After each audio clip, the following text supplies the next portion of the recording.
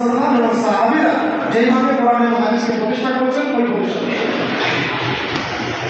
যে ইসলাম প্রতিষ্ঠা হলে ইসরায়েল খুশি হবে ওই ইসলাম প্রতিষ্ঠা হওয়ার দরকার নেই।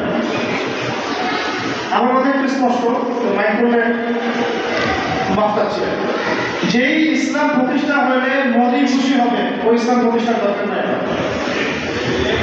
যে ইসলাম প্রতিষ্ঠা হলে পশ্চিমারা ট্রাম্প নেতানিয়াহু এরা আমাদেরকে বুকে জড়ায় হবে ওইটা ইসলাম। যে ইসলাম প্রতিষ্ঠা হলে আল্লাহ এবং রাসূল খুশি হবে সেটা হচ্ছে ইসলাম। সহজ কথা। এবং সেটা আমরা পাবো কোথায়? কোরআনে পাবো, হাদিসে পাবো, রাসূলের সিরাতে পাবো। রাসূলুল্লাহ সাল্লাল্লাহু আলাইহি ওয়াসাল্লামের সিরাত মানে জীবনীতে পাবো। এবং ইনশাআল্লাহ অবশ্যই আগামী দিনগুলোতে সেই ইসলাম শুধু বাংলার জমিনে না পুরো দুনিয়ায় কায়েম হবে। এই বিষয়ে কোনো সন্দেহ নেই, কোনো সন্দেহ নেই।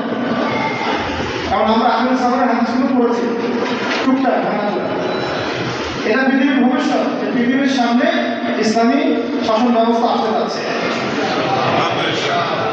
তবে সেটা ভাই ভোটাভুটি দিয়ে হবে, সেটা হবে রেভলিউশনের মাধ্যমে। এটা এগুলো ভবিষ্যৎ।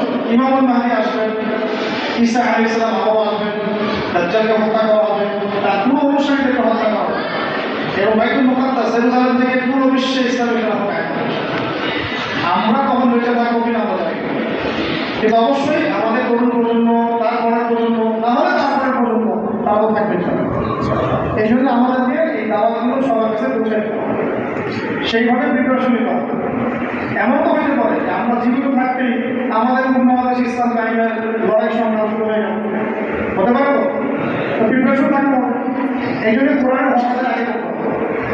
যার সাথে কোরআনের সম্পর্ক নাই সে কীভাবে আল্লাহর রাস্তায় দাওয়াতে কাজ করবে? বলে সম্ভব? কখনো সম্ভব। আমরা যারা নিজের ইসলাম পালন করি না আমরা কীভাবে ইসলাম প্রতিষ্ঠা করবো? কোরআনের ভাষাটা একটা দুই নম্বর সময়কে মূল্যায়ন, দুই নম্বর সময়কে আজকে থেকে আমরা সময়কে বেশি করে মূল্যায়নের চেষ্টা করতে চাই।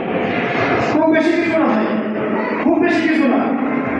নিয়মিত 5 ওয়াক্ত নামাজ পড়া, নিয়মিত 5 ওয়াক্ত নামাজ পড়া, রমজান মাসে রোজা রাখা, সামর্থ্য হয়ে গেলে হজ করা, ওমরা করা, নেশার পরিমাণ সম্পদ হলে যাকাত দেওয়া, নিয়মিত একটু কোরআন তেলাওয়াত করা, সকাল সন্ধ্যা জিকির আজকারগুলো করা, চোখের পিঠে আল্লাহর সাথে সম্পর্ক, জিকির আজকার দোয়া করা, রাতের বেলা অন্তত 2 রাকাত তাহাজ্জুদের নামাজ পড়া, অন্তত 2 রাকাত, অন্তত 2 রাকাত তাহাজ্জুদের নামাজ পড়া, নফল নামাজগুলো ওযু করে বেশি 2 রাকাত নামাজ, ইশাকের নামাজ, চাষের নামাজ, এগুলো করতে খুব কষ্ট হবে।